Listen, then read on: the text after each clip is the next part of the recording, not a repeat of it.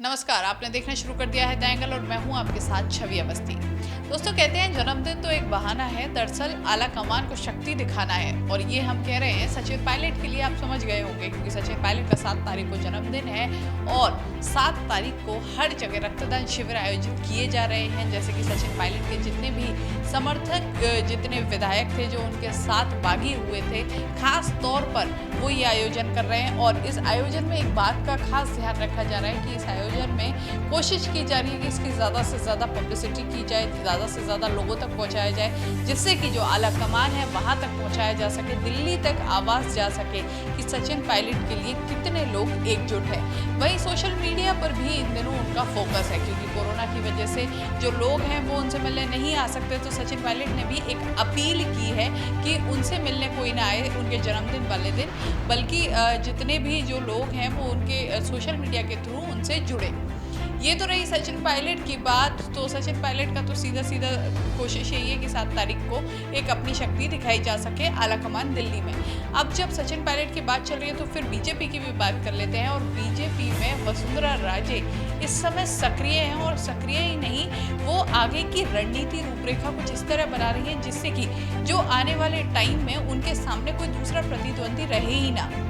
इसका नमूना देखने को मिला आज उषा पूनिया ने उनसे मुलाकात की। थोड़ा सा मैं आपको बता देती हूँ, फ्लैशबैक में लेके चलती हूँ। उषा पूनिया वसुंधरा राजे के जब कार्यकाल था उस दौरान, जब मुख्यमंत्री थी वसुंधरा राजे, उस दौरान मंत्री भी रह चुकी हैं, पूर्व मंत्री हैं। लेकिन जब दोबारा वसुंधरा राजे मुख्यमंत्री बनी थी उस दौरान उन्होंने आरोप लगाया था कि उनकी जो एक जाट समुदाय से वो आती हैं और उनका आरोप था कि जाट समुदाय की अवहेलना हो रही है बीजेपी में, और इसी से नाराज होकर वो उन्होंने बीजेपी छोड़ दी थी। तो उस समय जब उन्होंने बीजेपी छोड़ी थी वो दौर था जब घनश्याम तिवारी और जो हनुमान बेनीवाल है उन्होंने भी बीजेपी छोड़ी थी और उन्होंने भी एक दूरी बनाई थी, क्योंकि कहीं ना कहीं सब साफ तौर पर कहा जा रहा था और साफ भी है कि वसुंधरा राजे से ही नाराज होकर, चाहे वो घनश्याम तिवारी हो, हनुमान बेनीवाल हो, इन सभी ने बीजेपी से दूरी बनाई थी।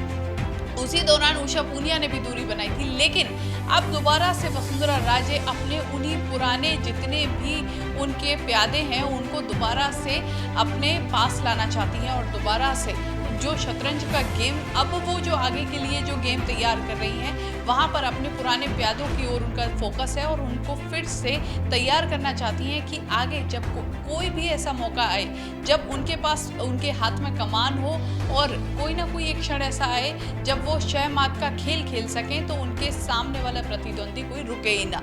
और सामने उनके प्रतिद्वंदी वही हैं जो इस समय उन्हें बीजेपी से साइडलाइन करने पर लगे हुए हैं, चाहे वो सतीश पूनिया है, राजेंद्र राठौड़ हैं या फिर गजेंद्र सिंह शेखावत। आला कमान की भी बात कर लें तो प्रधानमंत्री मोदी और जो अमित शाह, गृह मंत्री अमित शाह भी वसुंधरा राजे से ज़्यादा खासा खुश नहीं रहते हैं, क्योंकि उनके और दोनों के बीच आला कमान के साथ वसुंधरा राजे के रिश्ते ज़्यादा खास अच्छे रहे नहीं हैं। यही कारण है कि जब राजस्थान में विधानसभा चुनाव था तो उस दौरान एक नारा बहुत चला था, मोदी से बैर नहीं, वसुंधरा तेरी खैर नहीं। अब ये हर किसी के जहन में एक चीज़ थी और उस दौरान बीजेपी के कई लोगों ने और खासकर वसुंधरा खेमे के कई लोगों ने कहा भी था कि ये विपक्षी पार्टी का नहीं बल्कि उन्हीं की पार्टी के दिल्ली से किसी ने नारा शुरू करवाया है। उनका साफ तौर पर इशारा था कि ये मोदी और प्रधानमंत्री मोदी और अमित शाह की तरफ से एक चलाया गया नारा था और उनकी कोशिश थी कि वसुंधरा को कैसे भी राजस्थान से साइडलाइन किया जाए। यही वजह थी कि जब राजस्थान में चुनाव थे तो उस दौरान वसुंधरा राजे को प्रधानमंत्री नरेंद्र मोदी, अमित शाह और ऐसे जो भाजपा के दिग्गज नेता थे उनका कोई खासा समर्थन मिला नहीं था। कहीं ना कहीं एक आक्रोश था राजस्थान की भी जनता में, क्योंकि एक सोच भी है, एक टेंडेंसी भी रही है राजस्थान की कि हर 5 साल में सरकार बदलती है, हर पार्टी की सरकार आती है, पहले कांग्रेस फिर बीजेपी और फिर कांग्रेस और बीजेपी। इसी परिपाटी के तहत एक लोगों के जहन में भी था, लेकिन उसी के साथ वसुंधरा राजे को अपने दिल्ली जो उनका आला कमान है उसका खासा समर्थन भी नहीं मिला था। यही वजह है कि उसका खामियाजा उन्हें सत्ता से हाथ धोने पड़े थे और उनकी कुर्सी चली गई थी।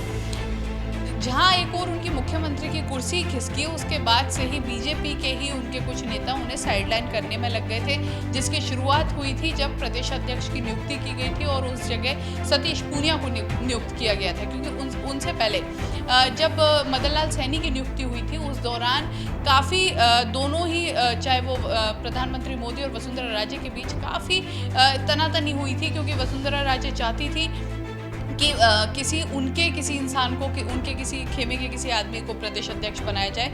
वहीं गजेंद्र सिंह शेखावत का नाम काफ़ी चला था, जब प्रधानमंत्री मोदी और अमित शाह चाहते थे कि उनको उस कुर्सी पर बैठाया जाए। लेकिन वसुंधरा राजे के अड़ने के बाद एक बीच का रास्ता निकालते हुए मदन लाल सैनी को प्रदेश अध्यक्ष बनाया गया था। और लेकिन उनकी आकस्मिक मौत के बाद, निधन के बाद फिर सतीश पूनिया को ये पद सौंपा गया और सतीश पूनिया वसुंधरा राजे के एंटी माने जाते हैं।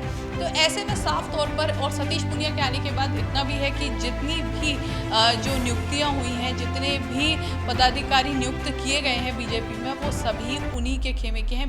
वसुंधरा राजे खेमे को बिल्कुल ही दरकिनार कर दिया गया है। कई वसुंधरा राजे खेमे के विधायकों को तो बीजेपी से निलंबित भी कर दिया गया है। इसका एक उदाहरण है भरतपुर के विधायक विजय बंसल, जो वसुंधरा राजे के काफ़ी खास माने जाते थे। 6 बार विधायक रहे थे और उसके बाद उन्हें निलंबन झेलना पड़ा।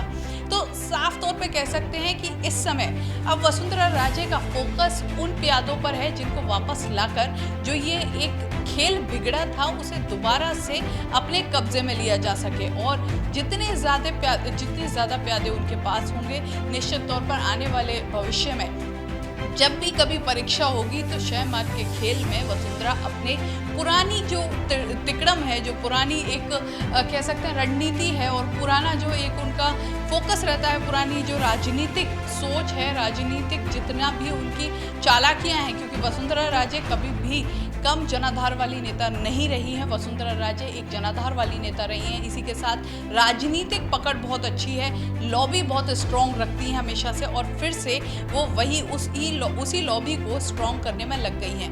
क्योंकि वसुंधरा राजे को एहसास हो चुका था कि उन्हें साइडलाइन किया जा रहा है, और इसकी शुरुआत तब हुई थी जब वसुंधरा राजे लंदन से वापस लौटी थी और उस दौरान एयरपोर्ट पर उनका स्वागत करने भी कोई नहीं आया था। उस दौरान सिर्फ गिने चुने 1-2 लोग आए थे जो उनसे मिलने आए थे और बुक्के लेकर आए थे। इससे पहले जब भी वसुंधरा राजे आती थी तो एक अच्छी खासी भीड़ होती थी। तो उसी दिन से वसुंधरा राजे लग गई थी। लेकिन उसके बाद सबसे ज़्यादा सक्रिय वसुंधरा राजे हुई हैं जब राजस्थान में मुख्यमंत्री अशोक गहलोत और सचिन पायलट खेमे के बीच एक द्वंद्व हुआ, और उसके बाद जब सरकार को गिराने की कोशिश हुई और गजेंद्र सिंह शेखावत सतीश पूनिया को उठाने की कोशिश हुई बीजेपी की तरफ से, तभी वसुंधरा राजे दोबारा से एक्टिव हुई। और अब वही नजर आ रहा है कि वसुंधरा राजे फिर से उसी तरफ चल दी हैं और धीरे धीरे एक एक करके हर उस इंसान को अपने तरफ मिलाने में लगी हैं। क्योंकि दूसरी तरफ घनश्याम तिवारी और हनुमान बेनीवाल दोनों ही वसुंधरा राजे से खासी तनातनी रहती है दोनों के बीच में। तो ऐसे में संभव नहीं है कि घनश्याम तिवारी से वसुंधरा राजे अपनी उन पुराने मतभेदों को खत्म करें, क्योंकि उनके और दोनों के बीच कभी आपसी सुलह हुई नहीं है, और उन्हीं की वजह से सबसे ज़्यादा घनश्याम तिवारी नाराज़ रहे थे।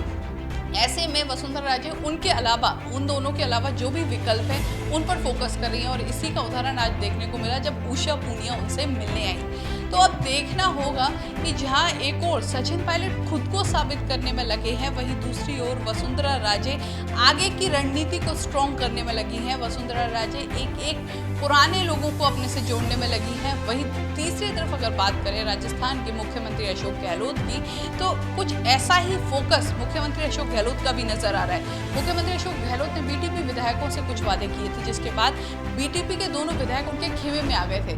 तो गहलोत का फोकस है कि उन्हीं जो विधायक उनके साथ थे उनकी हर उस जो मांग थी उनको पूरा किया जाए, और उनको इतना मजबूत किया जाए कि अगर आने वाले समय में दोबारा से कोई ऐसी परिस्थिति आती है तो उनके पास एक स्ट्रॉन्ग मतलब यहाँ पर मत रहे, उनके पास स्ट्रॉन्ग बहुमत रहे, जिसके बाद कोई भी सरकार गिराने की अभी ना सोचे और 3 साल आसानी से सरकार चल सके।